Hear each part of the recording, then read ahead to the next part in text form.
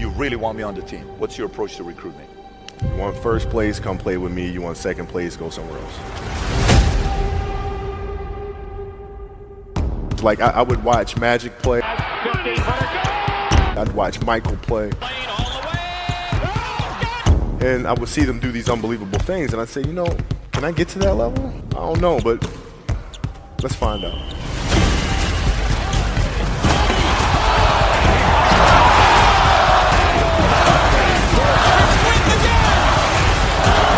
That's why he's the best player in the game.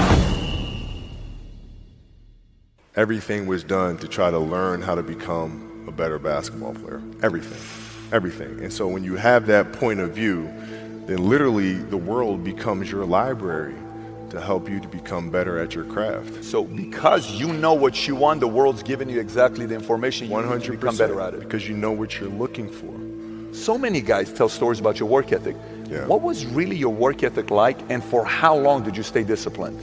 Well, I mean, every day. I mean, since 20 years. I mean, it was an everyday process and trying to figure out strengths and weaknesses. For example, jumping ability. Man, my vertical was a 40, it wasn't a 46 or a 45. My hands are big, but they're not massive. Right? So you got to figure out ways to strengthen them so your hands are strong enough to be able to palm a ball and do the things that you need to do. Quickness, I was quick, but not insanely quick. I was fast, but not ridiculously fast. Right? So I had to rely on skill a lot more. I had to rely on angles a lot more. I had to study the game a lot more. And but I enjoyed it though. So like from the time I can remember when I started watching the game, I studied the game and it just never changed. It's a good separation for me, emotionally, to be able to put myself in a place where at practice or when I'm training or during games, I switch my mind to something else.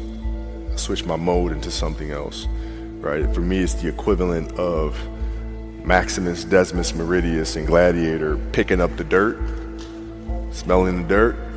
It's go time, right? So that was my mental switch. It was like an actor getting ready for a film. You got to put yourself in that cage. When you're in that cage, you are that character. And then when you leave there, it's something completely different. But when I'm in that cage, bro, don't touch me, don't talk to me. Just leave me alone.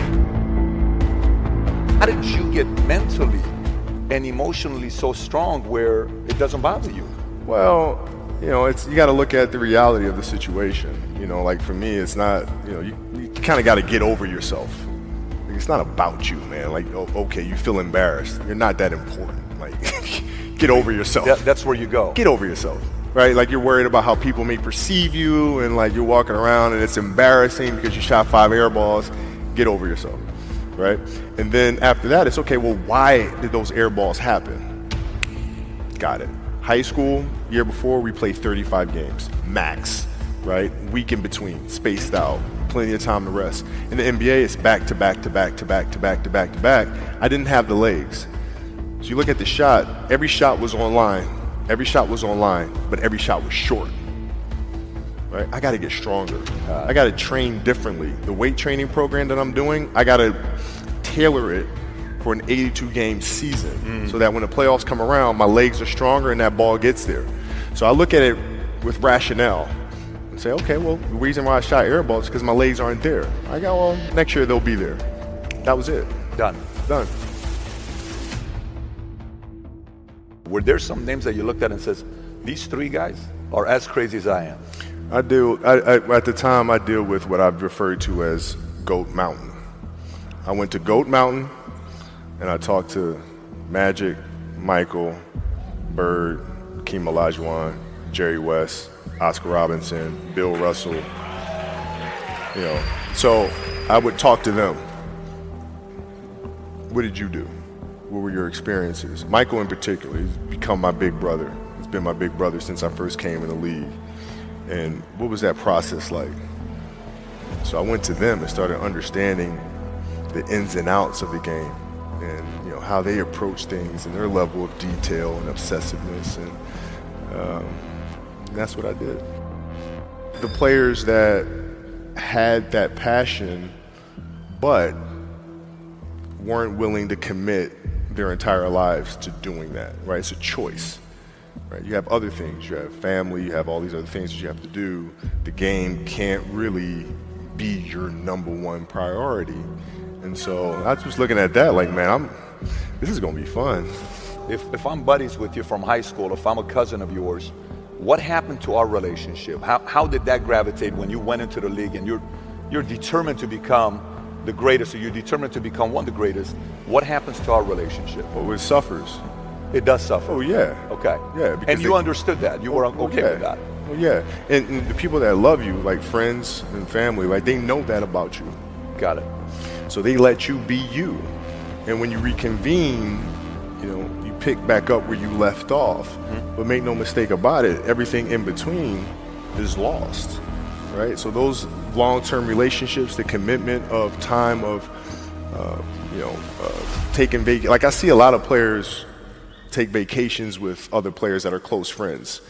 And they'll just take vacations just to take vacations, or just hang out just to hang out. Like I never did that. Why not though? Why didn't you do that? Well, because when I retire, I didn't want to have to say, I wish I would have done more. I don't want that. I don't want that. You got a lot of people paying their hard-earned money to come watch you perform.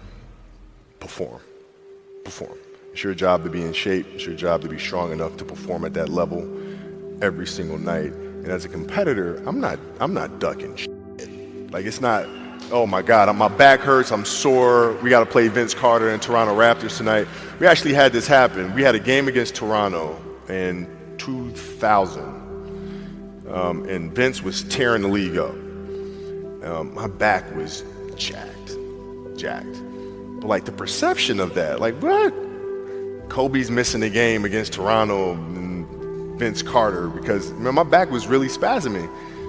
But people will be like, what? Oh, he's ducking Vince. Excuse me? No, I don't think so.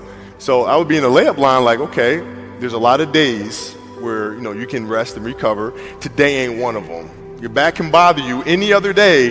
That shit ain't bothering me today. Wow. He gonna have to see me today. Yeah. Oh man. Yeah. If you're looking at a big investments you got to make, what is the decision-making process there? Do you call? Is there first you do your own research? You take this much time. You call an advisor. Is there a system you follow? It's pretty simple for me. It's do you understand the business? Is it a business that you can help in some form or fashion? What are the barriers of entry to that business? And then the entrepreneurs themselves, the company itself, right? Do they have a culture that you believe is sustainable? Are these leaders people that you believe in? Are they people that are obsessives? And in turn, have they created a culture of obsessiveness? So I tend to look at those 4 factors, and that's it. That's big right there, by the way. I don't know if you guys caught that right there. That's pretty massive right there. Same determination. What's your current work schedule look like today? It's different because I personally am not writing every word of the novels. I am not animating the films.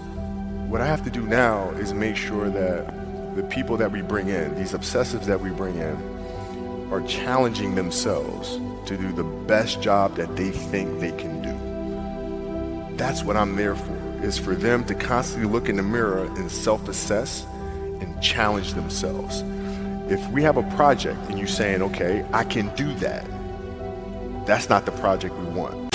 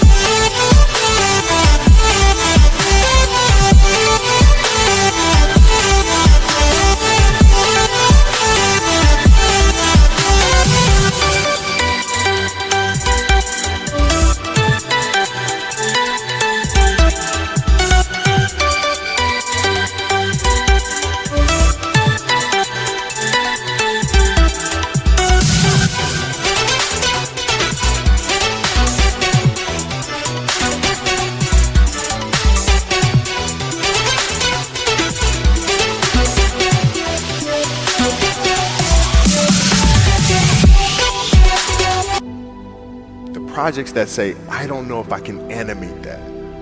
I don't know how to write that story. I don't know how to do that. Those are the things we want, because through that curiosity, you'll reach a level that you didn't think was possible. And so running the studio, that's what I'm doing.